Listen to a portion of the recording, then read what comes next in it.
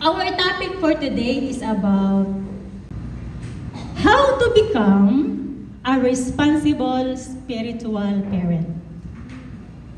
Sino dito yung magulang ka na? Yung meron ka ng anak, hindi ka matatawag na magulang kapag wala kang anak. O, di ba? O, taas kamay yung mga magulang na. Amen.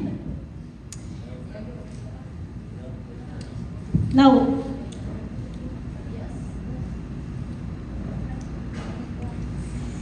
our text for tonight is makikita natin sa 1 Corinthians chapter 4, verse 14 to 17, and then talon tayo sa 21. Now, bawat isa sa atin ay meron tayo, we have parents, both physical and spiritual. Sino dito yung ano ka lang, kumbaga, lumabas ka na lang kabud ka na lang lumabas. Sino dito yung siguro wala na sa ngayon yung kwentong si Malakas at si Maganda. Ano yung kwento nun? Nabasa niyo pa ba yan? Yung alamat ni Malakas at ni Maganda? No? Sila ay nabuo doon sa ilalim ng kawayan, sa loob. Tapos biglang nag-crack. Nung paglabas, si Adan at saka si Eva na.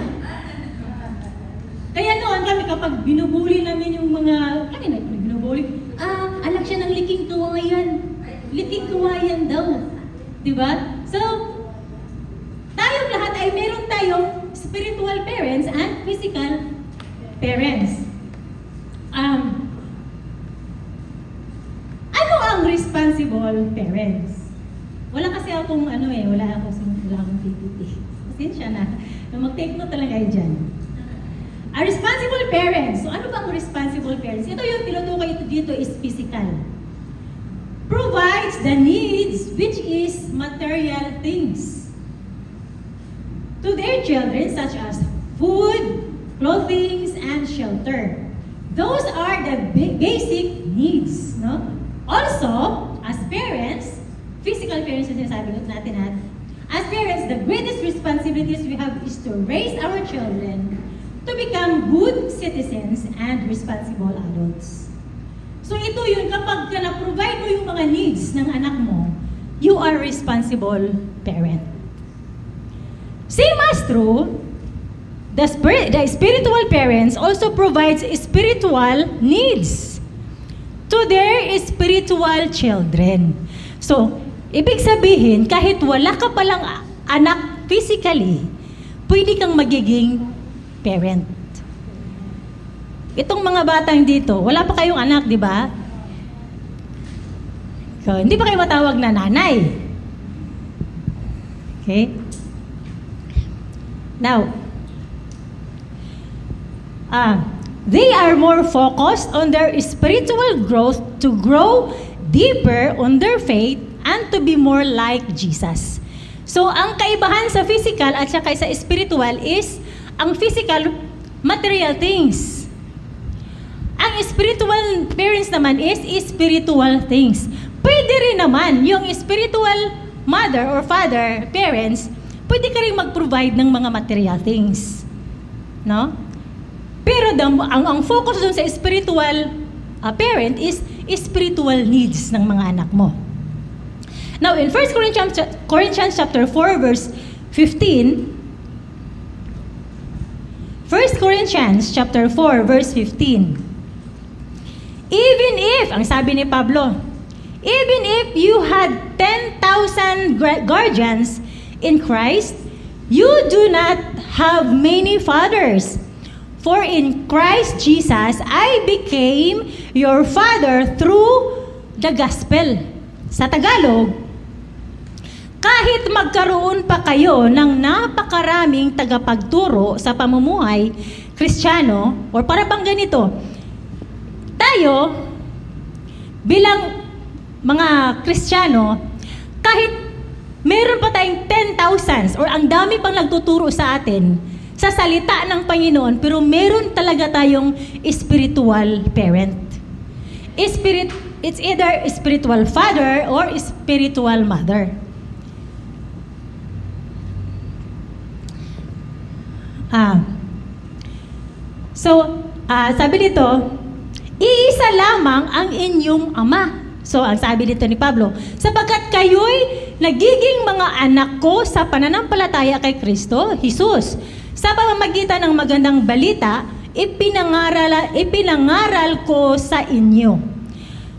So, itong si Pablo, sabi niya, kahit pa, marami pang kung sino-sino pang mga teachers na nagtuturo dito, kung kahit saan ka pa magpunta sa ibang churches, pero mayroon ka lang talagang isang spiritual parent. Now, sa akin, ang spiritual parent ko is also my physical parent. I remember when I was 11, pumasok na sila sa school. Hindi ako nakapasok kasi nilagnat ako. So, alam mo naman si mama, kapag nagkasakit ka, pinagpipray ka, no?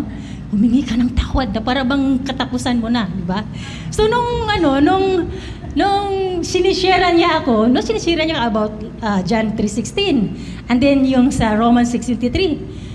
So, nung pinatanggap niya ako, may parang nararamdaman ko yung parang may bumaba dito sa ulo ko hanggang lumabas sa aking paa. And in that moment, nakatanggap ako ng baptism of the Holy Spirit.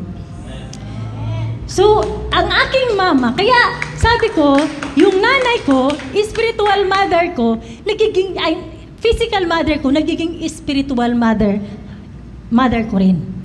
So, tayo lahat, meron tayong mga kanya-kanyang, yung mga tao, alam yung mga tao na nagpatanggap talaga kay Lord sa inyo? Yun bang talagang tumagos talaga sa puso nyo? Sila, yung mga spiritual parents ninyo. No? They are our spiritual parents. Now, how to become a responsible spiritual parents? Okay, number 1. In Corinthians chapter 4, verse 14, ang sabi dito, I am writing this not to shame you, but to warn you as my dear children. So ito kasing si Pablo, kaya sumulat siya sa Korinto kasi nga may kaguluhan, no? May pagkakampi-kampi, tapos pumasok na yung mga immoralidad, no? Tapos yung sa mga mag-asawa nagkakaroon ng problema, no? At ang dami ng mga relihiyon na lumalabas ng mga nagtuturo. So, ang sabi niya, sumusulat ako sa inyo para hindi ko kayo ipahiya. Sabi niya, but to warn you. So, number 1, responsible spiritual parents is to warn or admonish them. No? Warn or advise.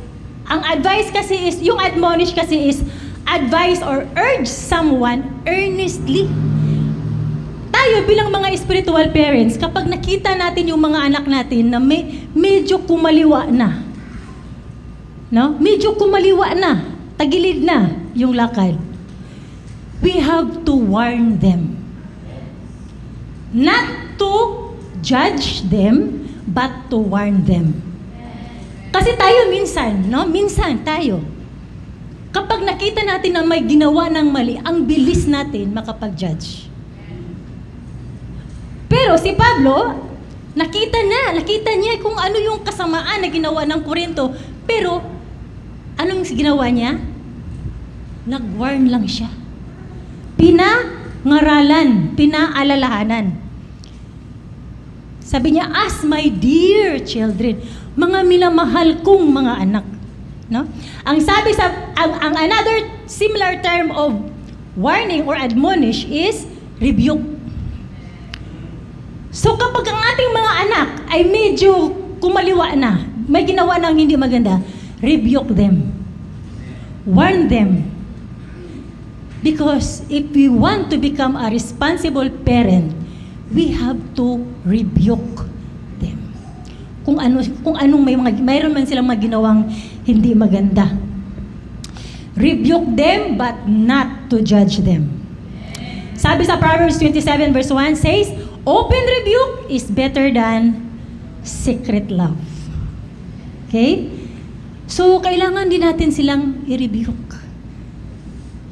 Oy, ano bang ginawa mo dyan?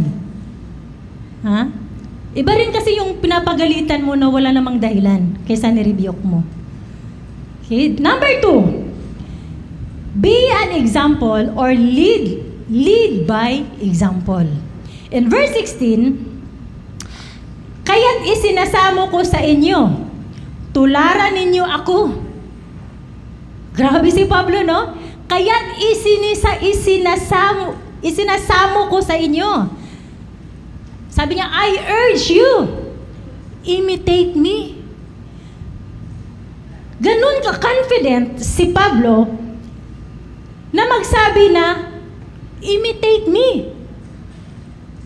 Though alam niya na he is not perfect, but he do everything he could na magiging kawangis ni Kristo at walang maipintas.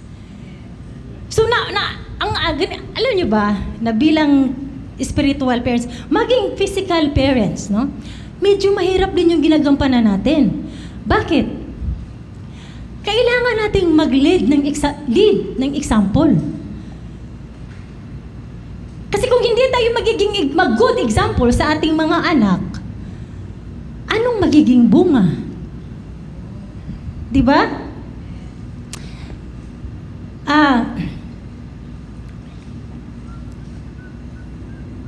Ang sabi sa Romans chapter 12 verse 1, sabi ni Pablo, si Pablo niya sumulat nito, sabi niya, therefore I urge you, brothers and sisters, in view of God's mercy, to offer your bodies as a living sacrifice, holy and pleasing to God. This is your true and proper worship. So, itong si Pablo, hindi siya nahihiya na magsabi sa kanyang mga anak, na sundin niyo ako. Imitate me. Sabi niya. Kaya nating sabihin nun sa mga anak natin? Ha? Kaya? Ganun ba tayo katapang magsabi, imitate me? Ganun ba tayo ka-confident? Ha? Baka sasabihin, ako hindi ko masasabi yun. Sasabihin ko lang sa mga anak ko or sa mga spiritual anak ko, do what is evil, do what is good, hate what is evil, anak. Bakit? Dahil alam ko, I am limited. Alam ko yung ang kahinaan ko. Alam ko kung ano yung mga pagkakamali ko. Pero itong si Pablo, grabe. Ito kasi si Pablo, kapag basahin mo yung mga sinusulat niya, grabe yung pagpupursige niya na magiging kawangis ni Kristo. Kasi nga, isipin mo naman, sabihin niya, imitate me. Ang lakas ng loob natin na sabihin, imitate me, tapos yung ginawa mo. Taliwas doon sa sinasabi mo. Diba? So bilang spiritual parents, we must be a good example. No? So why lead by example? Because children learn more from what we do, not than what we say. Yung mga anak natin, nakikita nila yung mga ginagawa natin, no? They learn from what we do. Natutunan nila yung mga bagay kung ano yung mga ginagawa natin, hindi yung mga sinasabi natin. May mga magulang, anak, huwag kang magbisyo. Ha? Huwag kang magbisyo, anak. Nakakasira yan sa katawan mo. Anak, huwag kang magmura. Pero kung makapagmura naman, ang lutong-lutong, malutong pa sa chicharon. Di ba? We should lead by example. So it is important to model the behaviors we want to see in our children. We are not perfect. Ako masasabi ko, I am not perfect, no? Sa aking mga anak. But ginagawa din natin yung best natin para makita naman nila yung likeness ni Jesus Christ para sa atin. Amen ba? Amen. Number 3. Parang mabilis lang tayo ngayon. Number 3. Teach them to follow and obey Jesus Christ or teach them to fear God. So, unang-una, ano yon? Number 1 is, warn them. Number 2, lead by example. And number 3, teach them to follow and obey Jesus Christ. Or, teach them to fear God. In verse 17, same verse, same book. Dahil dito, pinapunta ko si Timoteo, ang aking minamahal at tapat na anak sa Panginoon. Ang sarap naman ito, no? Ang sarap kaya yung pinagmalaki ka ng tatay mo at nanay mo. Na? Meron kayong magsasabi, uy, kilala mo ba yan si Iya? Iya? Ha? Aya. Okay, Aya. Oo naman, kilala ko yan. Mabait na bata yan. Ay, anak mo ba si Aya? Anak ko yan. Yung anak kong mabait, magalang, masunurin. Ay, kilala ko yan. Siyempre, anak ko yan eh. Di ba? Ang sarap kaya yung pinagmalaki ka ng nanay mo. Ang sarap ng pinagmalaki ka ng tatay mo. Ay, yung anak ko, oo, hindi nag-a-absent yan, siyempre. Pagdating lang sa bahay, nag-aaral yan eh. Ha? Pag inuutusan mo yan, walang ano yan. Hindi lang sasabi, wait lang. Ba't ako? Hindi ganyan yung anak ko. Mabait yung anak ko. Grabe, ang galing. Itong may Timoteo pa ba dito? Saan si Timothy? Wala. Ito, Timothy. Hallelujah. May Timothy pa pala tayo dito. Amen, no? So, pinagmamalaki ni Pablo si Timothy. Sabi niya, pinapapunta ko dyan si Timoteo, ang aking minamahal at tapat na anak sa Panginoon. Ipapaalala niya sa inyo ang mga patakaran ko sa buhay. So, ito pa lang si Pablo. Kaya pala ang lakas ng loob niya na magsabi na, sundin niyo ako, imitate me, because meron pala siyang mga patakaran na sinusunod. So sa school nyo, mayroon kayong mga patakaran. Diba? Hello, estudyante. May mga patakaran kayo. Maliban sa buong school, sa room, sa klase nyo, mayroon pa rin kayong mga patakaran. Diba? Sa trabaho, may mga patakaran tayo sa trabaho. Sa bahay, may mga patakaran. Kapag hindi ka susunod, wala eh. Diba? So itong si Pablo, may patakaran siya. Sabi niya, ang patakaran pala niya is sa pagsunod kay Kristo Jesus. So ang patakaran pala niya is to follow Jesus and to obey. No? So may patakaran pala. Kaya pala, ang sabi niya, ang mga patakaran ding iyon, ang itinuturo ko sa bawat iglesia sa lahat ng dako. Kaya dito sa church natin, meron din tayong mga patakaran. Lalo na sa mga greeters. Na? Yung patakaran natin, kapag greeters ka, dapat nakangisi ka lagi. Hindi yung, morning, brother, sister. Sige, tuloy. Di ba? O di kaya, yung mga praise and worship team natin o yung leader natin dito. Magandang umaga sa ating lahat.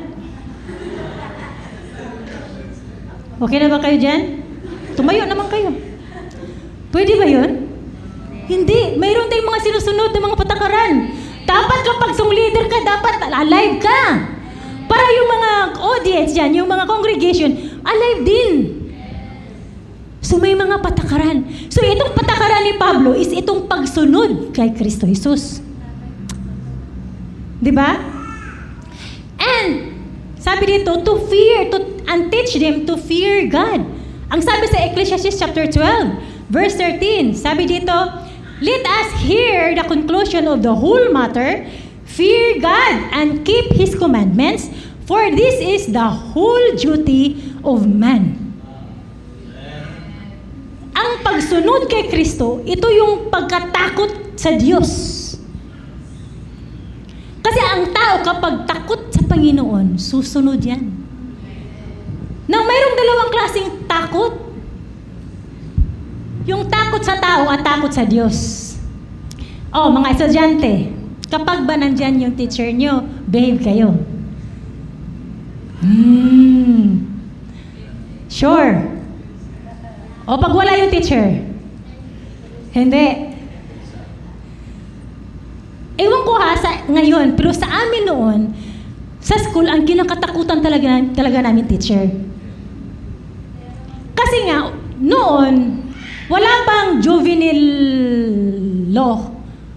So yung mga teacher noon, meron pa silang right or kakayahang batuhin ka ng eraser, paluin ka ng stick na sobrang ganyan, meter stick. Or di kaya, i-build. Sit on the air. Sitting on the air niya, may libro pa ganyan. Ibibilad ka pa sa araw, sa flagpole. Ganyan yung mga teachers namin noon, mga disciplinarian. No? So yung mga bata noon mababait. Hallelujah. Di ba? Amen. Yung mga 90s, 80s, hallelujah. No? 1960s. Lalo na yung mga 1960s. Sobrang bait yun talaga. No? So, ganun kami. Naalala ko pa, di ko talaga makalimutan yung teacher namin. Grade 3 ako ba?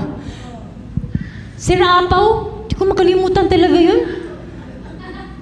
Paano? Yung sa likod ko kasi, ang ingay-ingay nila. Ang ingay talaga. Tapos, syempre takot ka naman talaga sa teacher. Nagsusulat siya sa blackboard eh.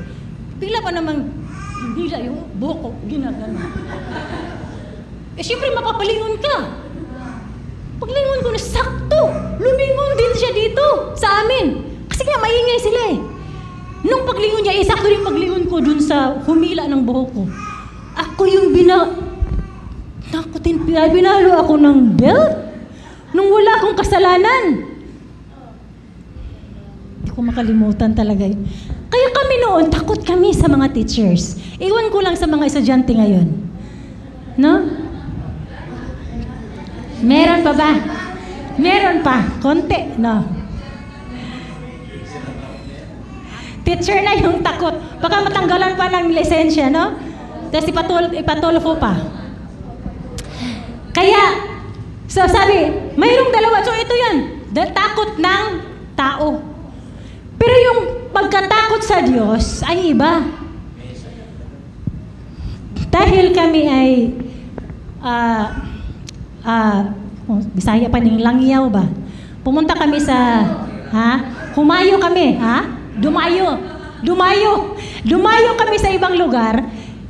Cagayan, Iligan kami, tapos pumunta kami sa Cagayan de Oro, parang Angeles, Manila, ganon. So doon kami naghahanap kami ng trabaho. Sabi ng mga tiyahin namin, mga relatives namin, yung mga anak ni Inday, dahil mga babae kami, isa lang yung lalaki namin eh.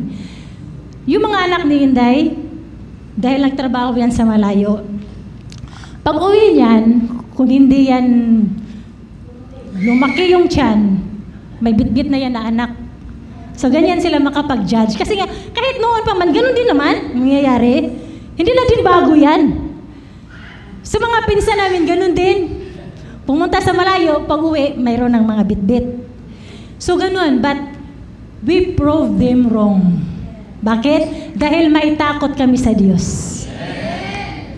Iba ang takot sa tao, iba ang takot sa Diyos. Ang takot sa tao, kapag nandyan yung presensya niya, takot ka. Pero pag wala na, nagwa-wild ka na. Diba? Parang mga anak natin, kapag nandyan tayo, ang behave nila, parang di man makabasag ng pinggan. Pero pag wala ka na, nagbatuhan yan eh. Nagsusuntukan yan. Diba? Dahil nga, takot lang sila sa tao. Pero iba yung takot-takot sa Diyos. Pag takot yung tao sa Diyos, kahit saan yan pupunta, hindi yan gagawa ng kasalanan. Isipin mo naman, sasabihin ni Mama, alam nyo ba, kahit magtago pa kayo sa ilalim ng lupa. Kitang-kita kayo ng Diyos. Lahat ng mga ginagawa ninyo. Kung hindi ka matakot. O, di ba? Ang sabi pa dito sa Ecclesiastes, chapter 12, verse 14, For God shall bring every work into judgment with every secret thing. Totoo naman.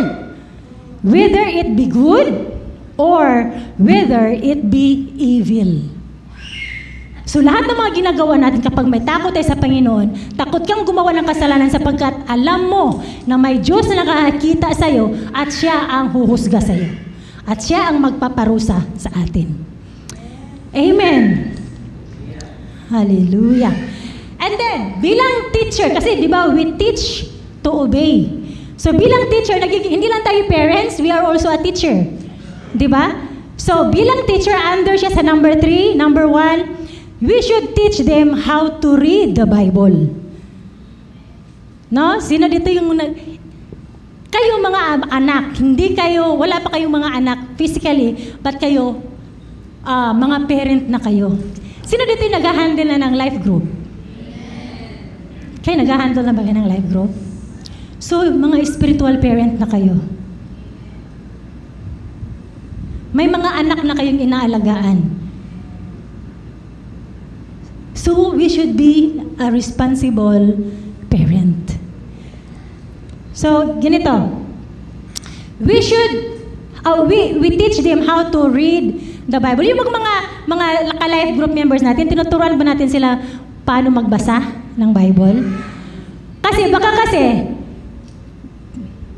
pinabasa mo ng Matthew, doon sila naghahanap sa Genesis. O di kaya pinahanap mo siya ng Deuteronomy, doon siya naghanap sa pinakadulo sa Revelation. So, tulungan natin sila kung paano magbasa ng Bible. And sabi dito, reading the Bible means not only reading the Bible, but also helping them to understand its teachings and how they can apply these teachings in their lives. So, hindi lang na basta, turuan lang natin sila magbasa. Ito yung chapter, ito yung book, ito yung verse. Yung malaking number is ito yung chapter, tapos yung maliit is verse. Hindi lang ganun, kundi turuan natin silang umintindi or maintindihan kung ano yung turo, yung context. Naalala ko yung pag-aaral natin, di ba? Hallelujah! Nagamit rin natin. No? Number 2 is, teach them how to pray.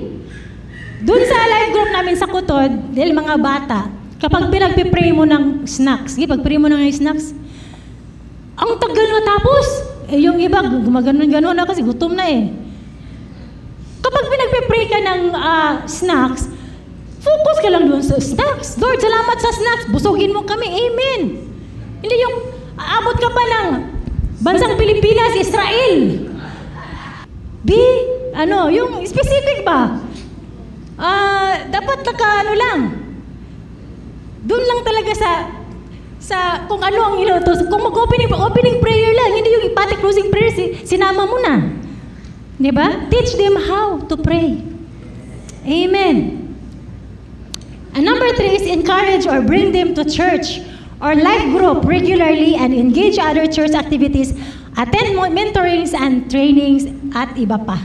So we encourage them to attend church regularly. Ganito, momentum. Okay, so number 4, discipline them with love. Okay? Verse 21, sabi ni Pablo, alin ang gusto niyo? Dumating ako riyan na may dalang pamalo. O may dalang pag-ibig at kahinahunan. So, discipline them with love. Hindi masama ang magdisiplina. Amen. Meron dito kapag tayo dito sa church natin, kapag sa music, lalo na sa music ministry, may mga na-DA dito. Di ba? Minsan. Kapag pasaway. Amen! Sino na dito yung nakatry na na-DA?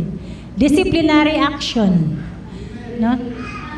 So, ang disiplina ay hindi yan para pabagbagsakin ka, kundi para maituwid. Amen. Tama, Ate Inday. Tama. No? So, ang sabi sa Proverbs chapter 23, verse 13, 9:14, sabi, do not withhold discipline from a child. If you punish them with the rod, kapag paluin mo yung bata daw, they will not die. So, ang tamang pagpalo ay hindi nakakamatay. Sino dito yung pinalo ka ng tatay mo, tas pinatay talaga yung anak? Alam niyo sa amin, yung tatay namin is, masasabi ko talaga that he is our great disciplinarian. He is great disciplinarian dad. Minsan lang yun siya namamalo. Minsan lang talaga. Ako mabibilang ko pa eh. Tatlong beses lang ata ako itong pinalo ni Papa. Pero naman kapag nakapalo, grabe, yung walis ting-ting, uubusin talaga sa katawan mo yan. Pag hindi pa yan talaga yan siya satisfied, kukuha pa yan siya ng sanga ng bayabas. Kaya takot kami. Sila Che, medyo late pa kasi, wala na si Papa. Pero takot ako sa tatay ko. Kasi nga, kapag napakalambing, ang lambing ng tatay namin. Naglalaro kami, ginagawa naman siyang kabayo-kabayo, sumasakay kami sa likod niya. Ako sa amin kasi magkakapatid, pang-apat ako. Sunod-sunod. Si Sister Sol, Sister Marites, Arlene, ako. Ang gap lang namin is, halimbawa, isang taon yung bata, meron na namang binuntis, ganun. So parang 2 years yung gap namin. So, ako yung parang bunso. So ako yung parang love-love ng natatay ko. May pagkabuyas din kasi nga walang lalaki. Ang tagal ng sumunod ni Pastor. 6 years yung gap na... 6 years yung gap namin. So, pero pinapalo kami ni tatay namin, grabe. Si mama naman, disciplinarian din. Maya-maya, kurot, maya-maya nito, hindi kung saan-saan na lang. Pero alam nyo, yung disiplina, tamang pagdisiplina, nakaka-produce siya ng good children. Good and quality children. Kahit saan kami magpunta, daming mga paalala ni Mama. Pag pumunta kami doon sa mga tiyahin namin, ang daming mga paalala. Ang sarap ng may nanay. Sino dito yung mayroon ka pang nanay, mayroon ka pang tatay?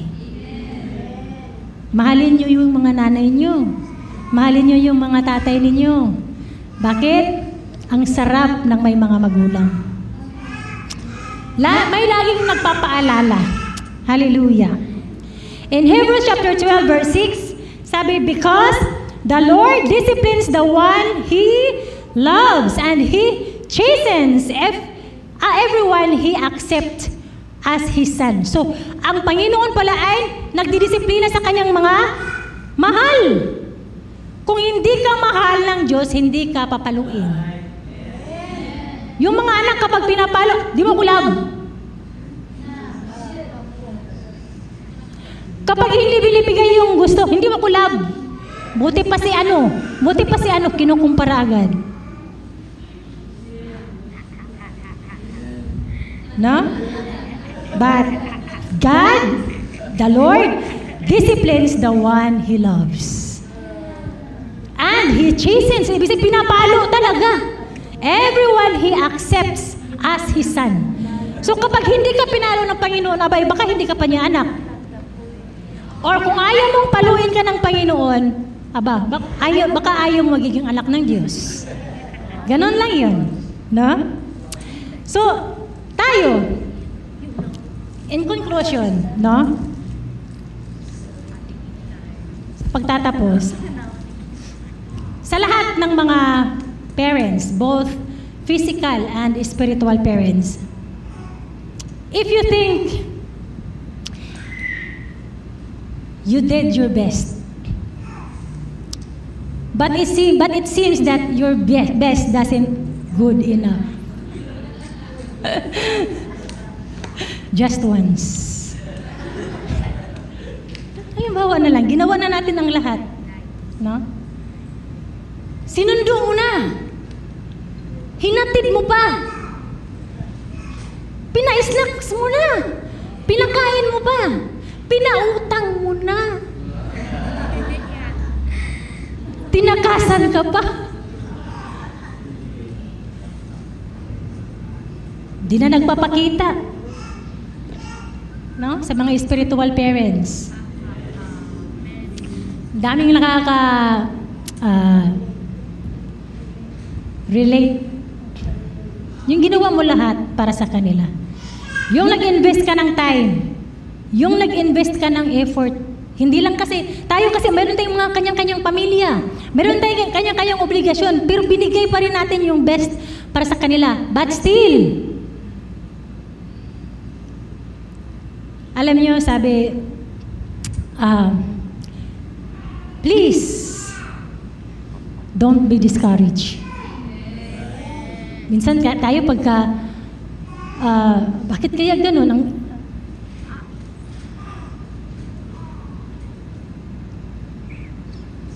Kung ano-ano nang pumapasok sa isip natin eh. Ano kayong pagkukulang ko? Minsan kinukundim pa natin yung sarili natin. Siguro nagkulang ako. Oo, siguro meron. Meron tayong pagkukulang. Hindi tayo perfect. Pero at least ginawa natin yung part natin. Alam nyo, every time na mag-iisip ako ng ganon, lagi akong nare-remind ni Lord sa story of Prodigal Son. Kasi yung Prodigal Son, meron naman siya lahat eh. Binigay ng kanyang tatay yung lahat ng gusto niya. Pero bakit umalis? Pero bakit gusto pa niya ng freedom? At ito pa, kapag naalala ko si Lord, si Elohim, bago niya nilalang yung tao, hinanda niya lahat. Inayos niya yung mundo, di ba, formless yung mundo. Inayos niya. Gumawa siya ng ilaw sa umaga at sa gabi. Ginawa niya lahat. Yung mga isda, yung mga hayop. Pinatubo niya yung mga halaman. Ginawa niya yung land and sea. Bago niya ginawa yung tao, kumplito na lahat. Pero anong ginawa ng tao? Diba? Hindi man nakikinig sa voice ni Lord eh. Saan nakikinig? Kay Satanas. Kaya kung may tayo mga kapatid, meron tayong mga anak na humiwalay sa atin, umalis sa atin, don't condemn yourself. Don't be discouraged. Kasi si Lord, perfect siya na Diyos. Perfect siya na spiritual parent. Siya yung pinakatatay natin. But still, yung taong gumawa talaga ng kasalanan. Ayaw magpasakop. Gusto lang talaga magkaroon ng sarili niyang freedom. Sa mga parent, spiritual parent, maaaring ngayon na-discourage ka na. Tulad ko. Ang dami mong ginawa. Pero parang wala pa rin. Nasaan na sila?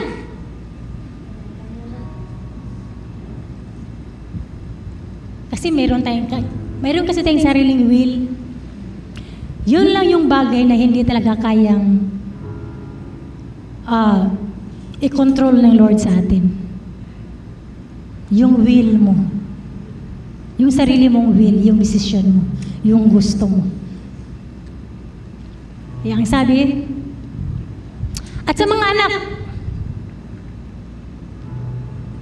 mga anak na nandito, kung nandito yung spiritual parents nyo, nandito yung mentor mo, leaders mo, life guides mo, mahalin nyo sila.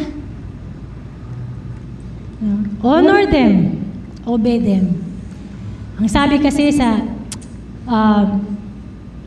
Ephesians chapter 1, sabi dito, 6 chapter 1, children, Obey your parents because you belong to the Lord.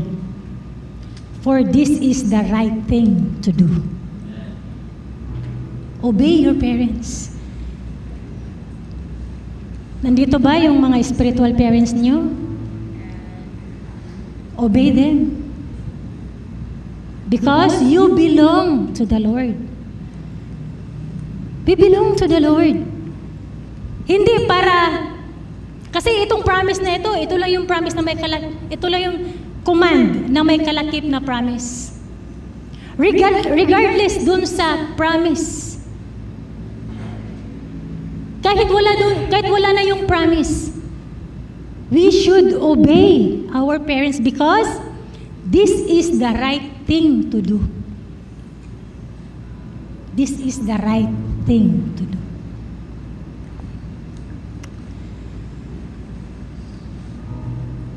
And para sa lahat, in Isaiah chapter 41 verse 10, don't be afraid, for I am with you. Don't be discouraged, for I am your God.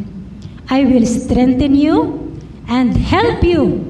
I will uphold you with my victorious right hand. Kasi minsan kapag is-discourage ka na, lugmok ka na. Can you imagine yung isang taong discouraged na? Yung uupo ka na lang dyan, that's iiyak. Maglulumpasay ka na lang. Tapos iiyak ka, tutulo yung luha mo. You are kumbaga, pagod ka na. Pero ang sabi ng Panginoon, sabi niya, don't be afraid. Huwag kang matakot muli, mag-alaga muli, magkaroon uli ng mga anak. Huwag kang matakot. Ang sabi niya, for I am with you. Nasa atin ang Diyos. Don't be discouraged. Now, I want to encourage doon sa mga nalupaypay na. For I am your God. He is our Yahweh. He is faithful. He is our Elohim. Tayo, limitado lang tayo eh. May mga pagkakamali tayo, but our God He is our Elohim. He is limitless. I will strengthen you and help you. Tutulungan tayo ng Panginoon. Papalakasin niya muli yung mga nalupaypay na natin na mga puso. No? I will hold you up. Hahawakan ni Lord yung kamay natin. At itataas niya tayo with my victorious hand. Let's pray.